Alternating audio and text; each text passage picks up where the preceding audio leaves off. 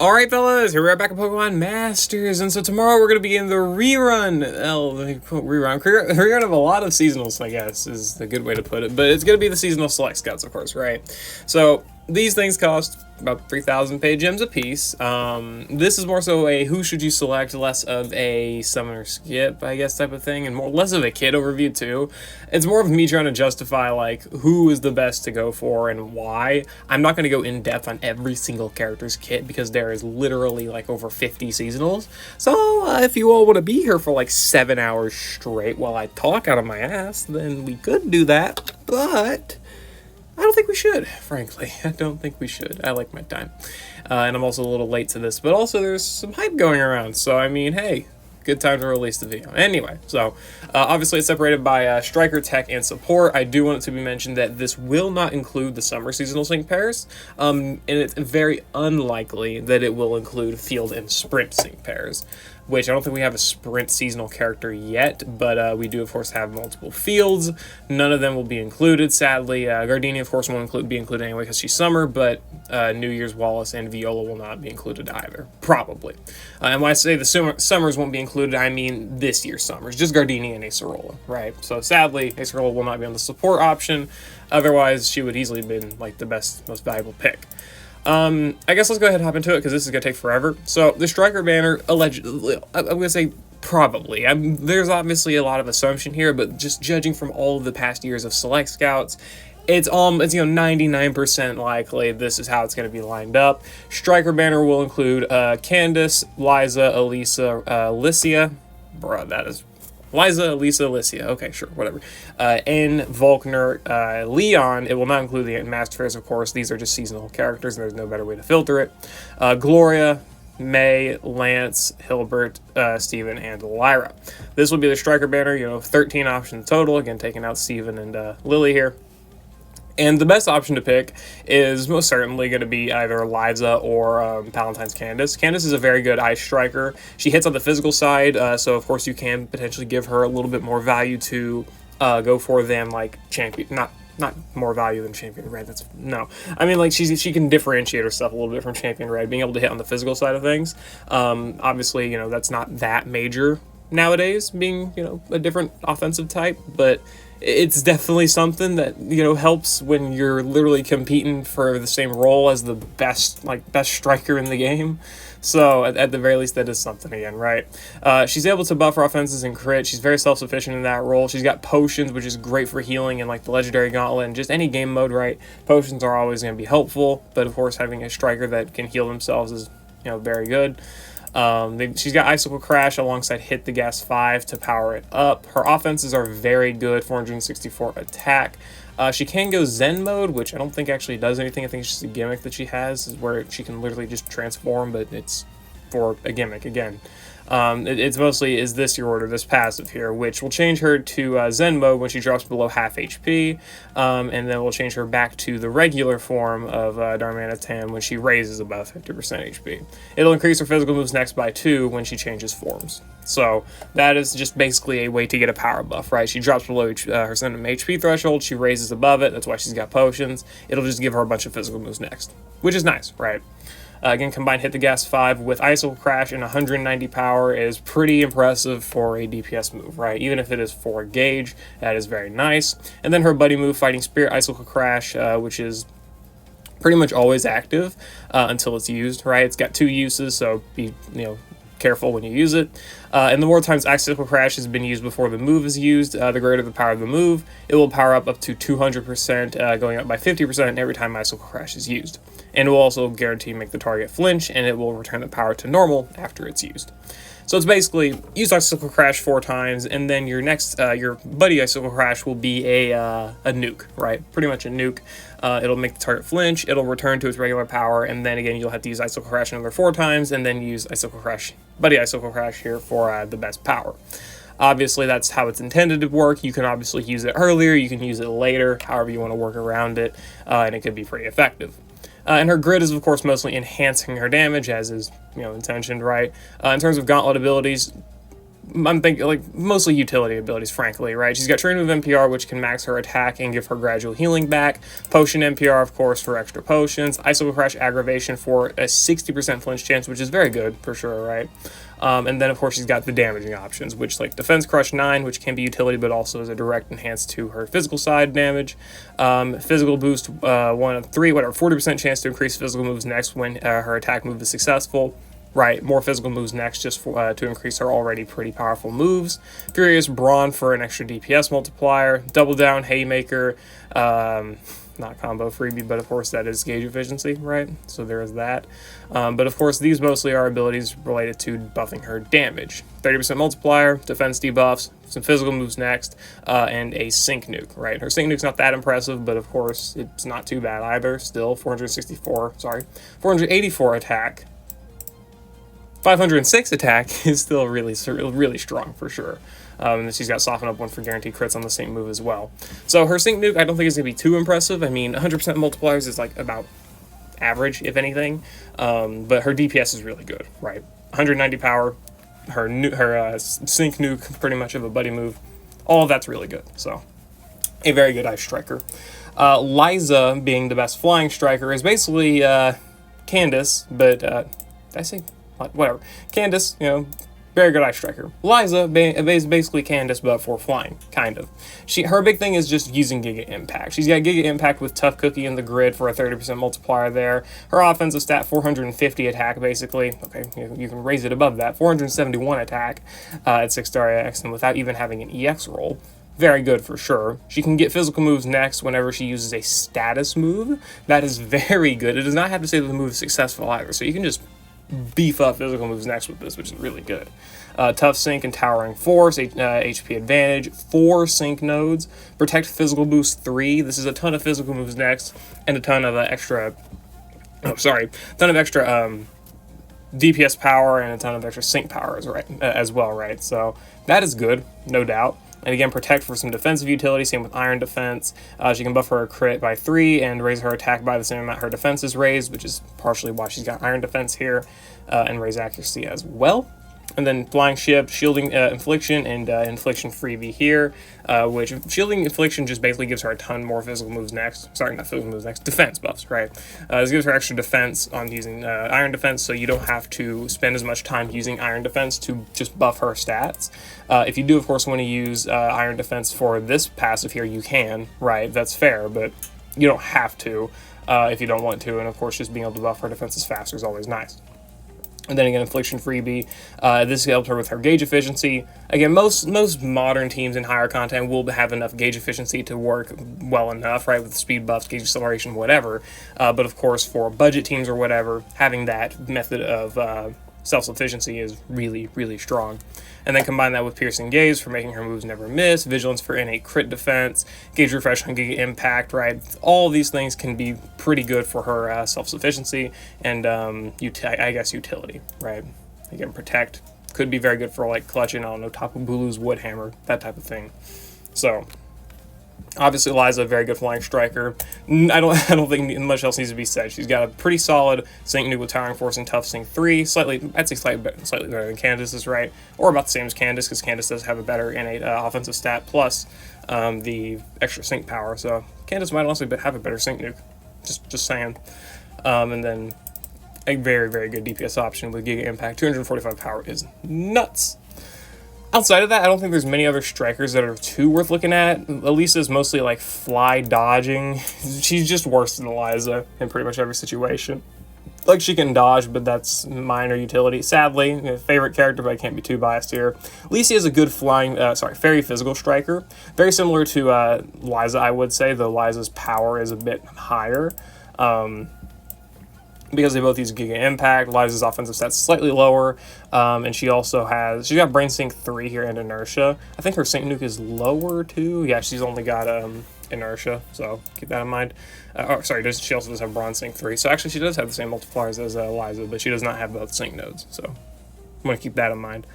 She's got gauge efficiency, self-sufficiency with Dire Hit Plus, and her trainer move, which raises her attack and speed by 4, and randomly raises her physical moves next from 0 to 3 randomly, again, random. And then in terms of her passive, she does have like Team Antitoxin, which I've actually made utilization of against the Lucy Ultimate Battle. In the Battle Rally, I had a Striker boost. I used Lycia, and got the Antitoxin. That was very fun. That's probably the best case use of this ability.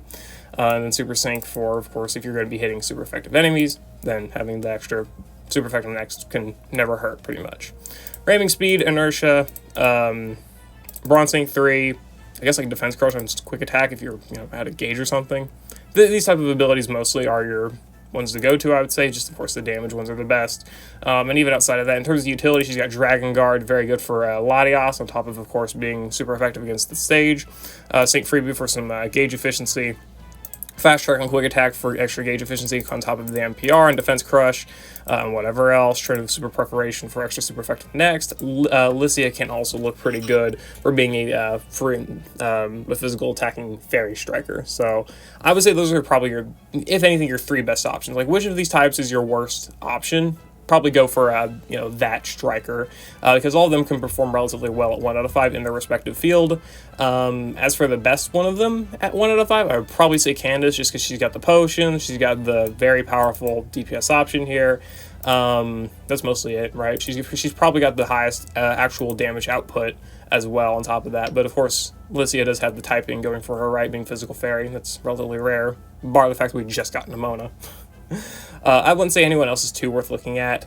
And can be a good special dark striker if you do want to go for him. Volkner can be decent electric special, but he is definitely obviously outclassed by everything in electric, especially with recent buffs. Like, obviously, Elise on the physical side got her great expansion, and she is a general pool character. Classic Elise is a very, very strong nuker. We do have Ash, Thunderbolt Red as well, and Chase is like your core electric team, Champion Blue. A lot of them, you could say it buffed Volkner, which is fair, but if you're wanting just pure efficiency in terms of, like, should I go for this guy because he's strong? Volkner has been so outclassed, it's nuts. Same thing with, like, Leon. Leon directly just got, like, pretty much replaced by Candace, though he does have Freeze gimmick, but that's mostly swapped out for Candace having flinching. And Leon does also have AoE damage, but at the same time, Candace is a striker anyway, so she's got an AoE nuke. Anyway, and also Leon being split damage between multiple enemies honestly ends up hurting him more in the long run, I would say, but that's just me. And then everyone else before that, sorry, a lot of these characters I like Summer Gloria, I like New Year's Lance.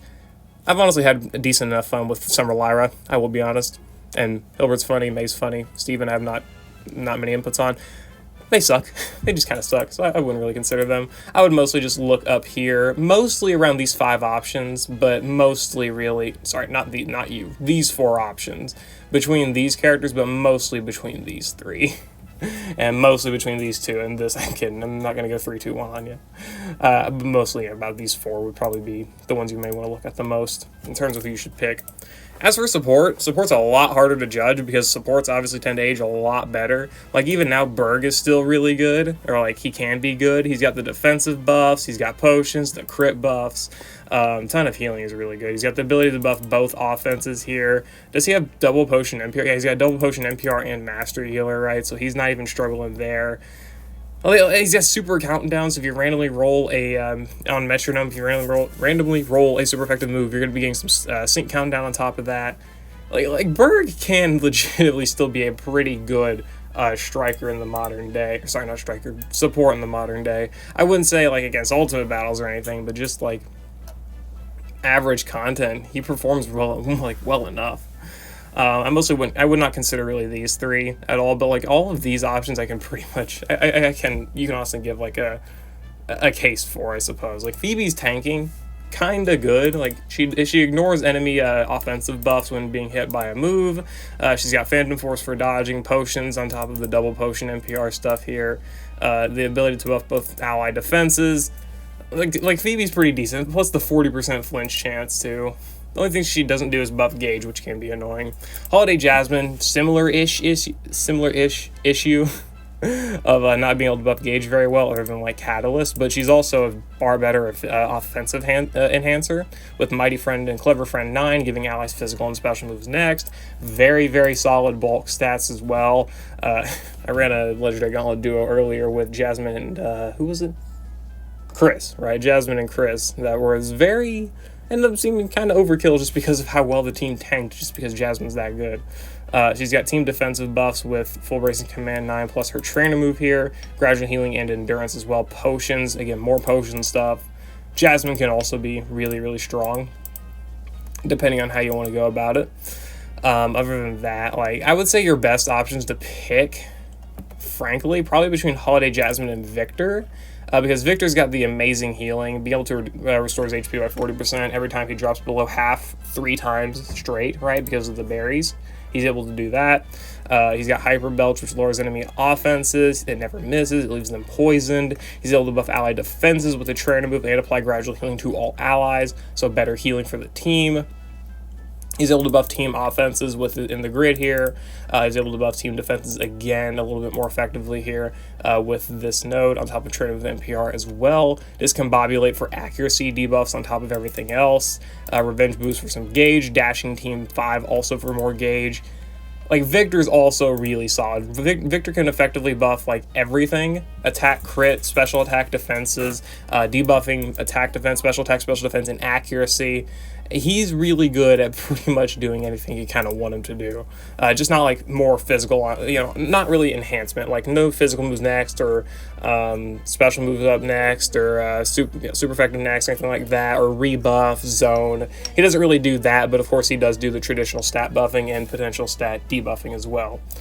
Sycamore can be a decent enough grass buffer, though he's not really better than Cygnus or Acerola in that regard, because he can lower enemy grass rebuff and raise the team's grass rebuff as well. So if you're hitting grass enemies, like type of Bulu, probably the most notable example, Sycamore will be good for that, I suppose. It does have hit HP recovery for being able to restore HP consistently, on top of having potions. I believe he's also got gradual healing probably somewhere in the grid here. I just don't know where. Grassy Cushion for grassy terrain damage reduction. Debut Grass Rebuff to raise his own grass rebuff. Opening Blockade for physical and special damage reduction. Trash Tank 9 for restoring extra HP. So he's got a ton of HP restoration here. Again, on top of having potions too now. He's got Potion NPR 3 and the Master Healer nodes. Critical hit defense on his trainer move. Pretty solid character all around, frankly, to be using that, honestly, I would say. So that is nice. I would say, though, that between the supportive options, Victor and Holiday Jasmine are probably your best picks. Also, if you want to buff Ghost, Alistair's got himself Ghost rebuff. Just support, honestly, has the most, like, I guess, quote, diverse options to be able to pick. Palatine's B is pretty good too. She's able to do infinite hail setting. She's got flinching with Astonish. She's also got the same potion stuff to work with here as a lot of the other characters. Healing hail, so her healing while under hail is going to be really, really strong. Not a bad character to pick either. Again, I would mostly say between Holiday Jasmine if you want more, if you want a good team defensive ability as well as a little bit of offensive enhancement via physical and special moves next and super effective next, Jasmine's going to be the better pick. But if you want to be able to like debuff enemy stats, have a very good consistent self healer, as well as buff the defenses, offenses, and crit and speed with full investment, Victor is your go-to, right? Because he can buff pretty much everything, just not more enhancement again with that weather terrain zone or the physical / special moves next type stuff.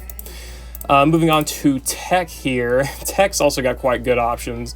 Also, if I wasn't obvious, the support banner should include Victor, Claire, Sycamore, Phoebe, Mallow, Jasmine, Alistair, Hilda, Bee, Sabrina, Caitlin, Berg, Lily, Erica, and Rosa. I would not really consider picking Rosa, Lily, or Erica. Their abilities are not horrible, but they're mostly outdated or just straight up worse for the most part than these characters here. Because mostly every one of these is better. Hilda has been really crapped on release. She's able to buff team defenses, which is something. And she's also able to invert enemy stat raises, which is a pretty unique ability. But like outside of that, she's kind of I would say. But at the very least, she can do that, which is nice, no doubt. And then Palatine's Mallow, she's able to debuff special defense. This is a pretty good character to pick up too. Debuff special defense, she's able to debuff, where else is it? Trip up, yeah, she's able to debuff speed as well on the enemy. She's got innate vigilance here. She's got gauge acceleration, which is very nice on her trainer move. Team defensive buffs on the trainer move, as well as gauge refresh, midpoint mend, team fist bump, and recuperation as well. Sorry. Initial Synchro Healing 2 here, restoring ally HP by 40% of the maximum the first time her sync move is used. So her team healing is really, really strong.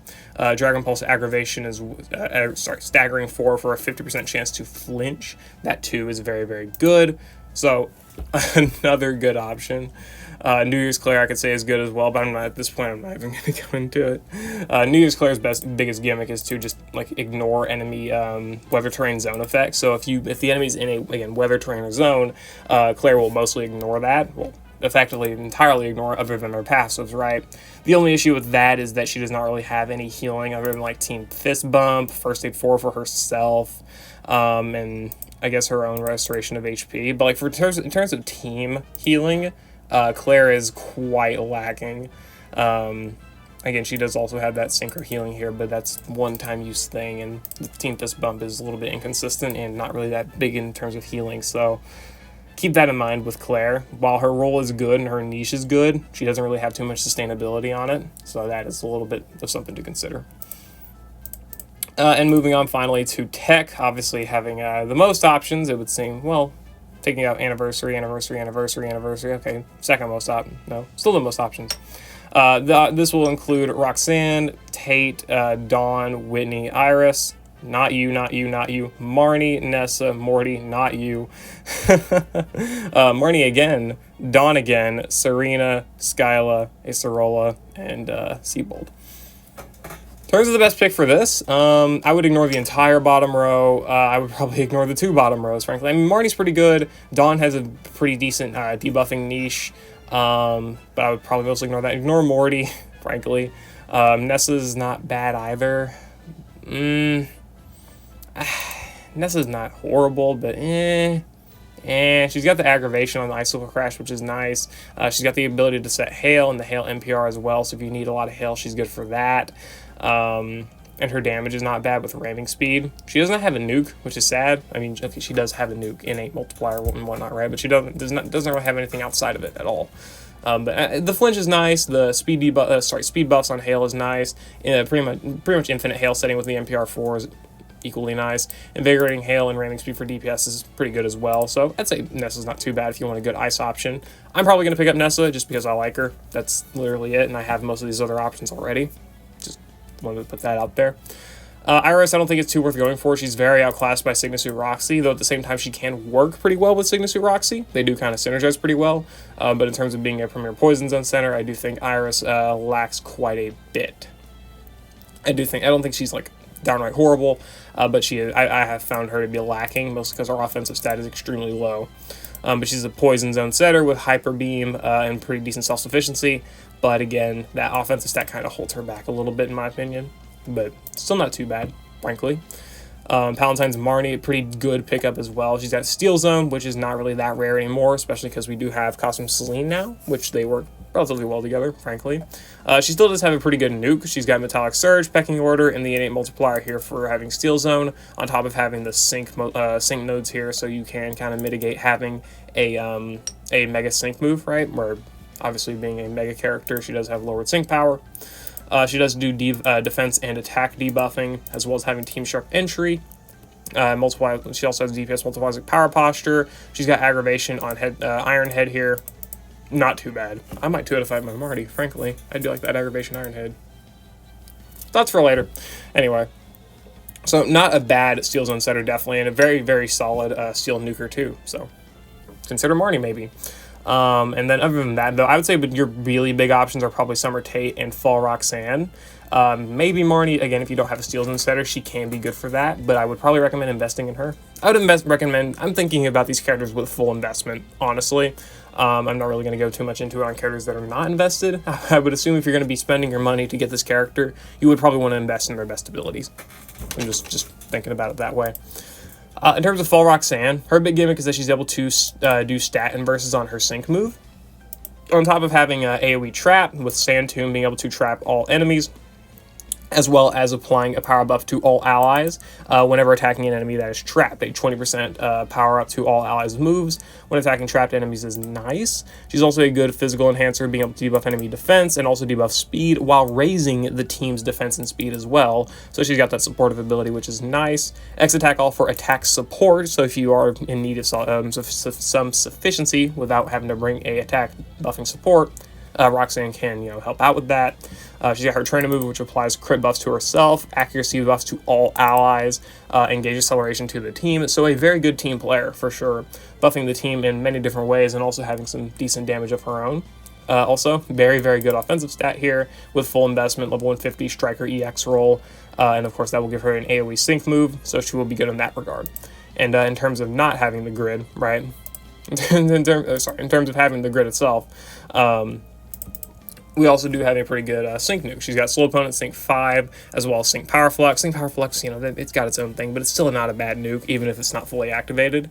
100% multiplier here, up to 100% multiplier I think here. 50% multiplier with slow opponent sync. Not bad at all in terms of a ground nuker, and again, you do also inverse enemy stat raises. So if the enemies have a ton of stat buffs, you will be effectively ignoring that. She can also debuff enemy attack too. So on top of the defense and speed, attack debuffs are equally nice.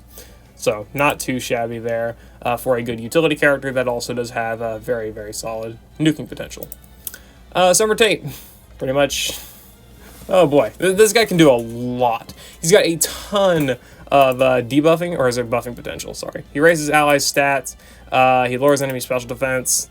I need to remember his kit. Just give me a fat minute here. He can debuff enemy stats. He can debuff enemy attack with charm. So, I mean, sure, that is cool, right? He's able to randomly raise his and allies' stats with the different passives when using Doom Desire, which is pretty much a gimmick passive.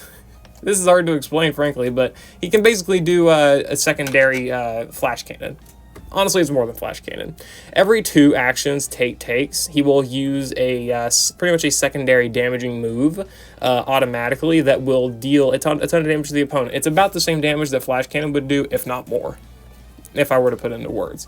So every 2 turns, effectively, you're using Doom Desire, and when using Doom Desire, you'll be giving allies random stat buffs between attack, defense, special defense, speed, accuracy, and evasion.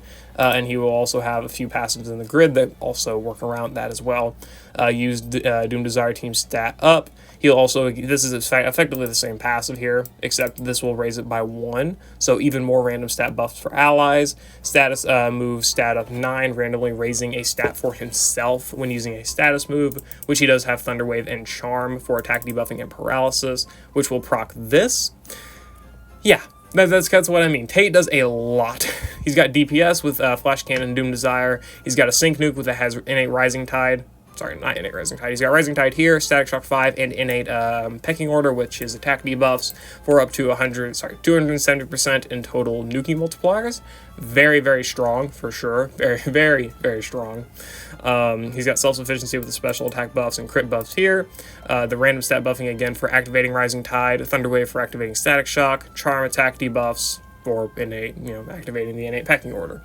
And then he's got other abilities like Team hit and heal on his trainer move for gradual healing. Wish upon a star shared fortune, being able to raise a random stat of allies, because of course, why not randomly raise even more stats? Yeah, that's his big thing, is the random stat raising.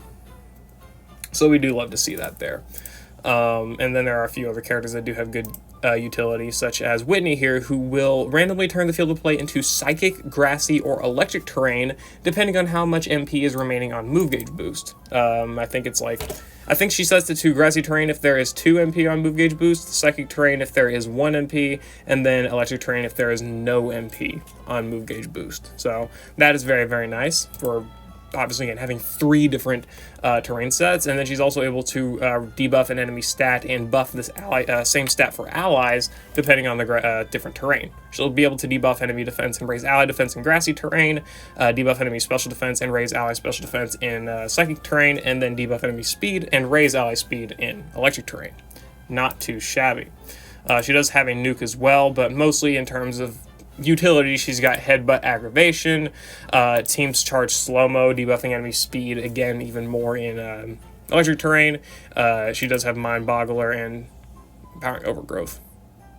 Sure, Empowering Overgrowth, I guess, but also the Mind Boggler for more special defense debuffs while in Psychic terrain. You would think she would have the same thing for Grassy terrain, but no, they do actually give her Strength in Grassy terrain because she does have Horn Leech, which is a pretty decent damaging option. So if you are looking for a character that can set multiple different terrains and work with multiple different teams, or a good range of teams rather, Whitney is definitely not bad for that role. So that is nice. Again, as for who you should pick, I would definitely recommend between Roxanne and Tate. If you want that, inversing enemy stat sync move with a very strong AoE sync move with the full investment on top of the team enhancement, Roxanne is good for that. If you want a lot of random stat buffs for the whole team, as well as attack debuffs, paralysis, and that very consistent flash cannon plus Doom Desire DPS damage, you can go for, again, Summer Tate. And he's steel as well. Special steel is a pretty rare thing to find. Most of them are physical, so at least Tate works well in that regard. I would mostly stay away from everything else, but again, other characters can be good. Like Holiday Whitney's not bad, New Year's Dawn isn't bad, Palatine's Marnie is not bad, Nessa's not too shabby either, neither is Summer Marnie. And other characters here can be pretty good if you're willing to invest in them, not you. I'm kidding, mostly. But yeah, I know that was a pretty rushed look at these banners, but it's very, very hard to go over, again, like around 50 units all simultaneously, right? So just keep all of that in mind. I mean, bear with me a little bit here. I think it's kind of fair that I mostly just went into the options that were like the best to pick and mostly ignored the ones that were not. So yeah, again, mostly select between probably Liza, Candace, and Liza, Candace, Lycia. Jesus Christ, the names. For the Striker select, mostly between Tate and Fall Roxanne for the tech select. You can go between like New Year's Dawn and Palatine's and Marnie's not a bad option either. And then in terms of support, probably the widest range of good characters, but out of like the best of the best, probably Victor and Holiday Jasmine are like the best to consider. So just keep all of that in mind when spending your paid gems. And that's my thoughts. So yeah, I'll see you all later. Hope you all enjoyed. We will be getting the anniversary reveal. I don't know when this is go up. A few hours from when this goes up, and I will be there to react to it in person. No comment on everything right now. No comments at all. Yeah, I'll see you all later. I hope you all enjoyed. Good luck on your summons, your selects. Good luck on the anniversary information. Blah blah blah. All of that stuff. And I'll see you all later.